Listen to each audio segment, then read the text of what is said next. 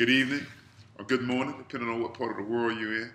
Again, I'm back. I think this is going to be the second night I've done this, and I've gotten some positive feedback, so that is encouraging. And I'm just praying that God continues to use me and use this to not only bless you, but to bless me.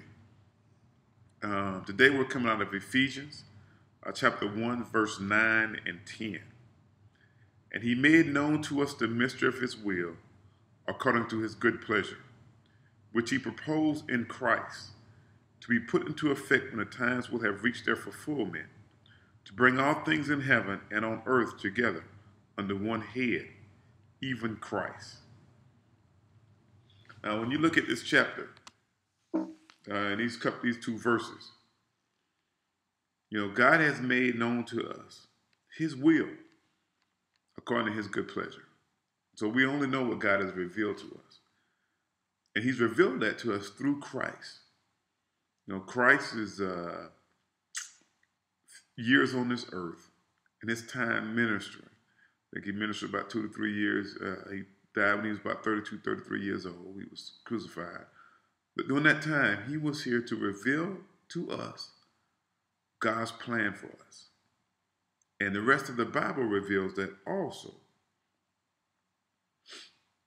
And he's put all these things into effect. And it says, until when the times will have reached their fulfillment. And what that means is we're coming to a point of time where, God's will is going to be fulfilled. And he's going to bring all things together on earth under one head, even Christ. And that's his church. And we are his church. And as God's children, we have to dedicate our lives, dedicate our bodies to God, because we are his church. The physical church that you go to is just that. It's a building. It is a building. There's nothing significant about the building that you go to worship in. It becomes important because you are there, and you are the church of Jesus Christ. You are the church of God. And when you go into that building, you make it a sacred place because God is in you. God is in us. God is in each and every one of us. And he's with us every day. And we need to live as if God is with us. We need to live, and in everything that we do, we need to do it knowing that God is with us. He's watching us. He's protecting us. He's helping us up when we fall. He's keeping us up when we're walking straight. And our goal in our daily living should be to please God. You hear a lot of people saying when they get to heaven on Judgment Day, they want to hear God say, "My good and faithful servant, well done." I want to hear that too, but every night I like to go to bed thinking that God looks at me and said, "Well done today, Anthony." And that's what we have to do. We have to try every day to live according to God's will in our lives, not our will, not what we want to do.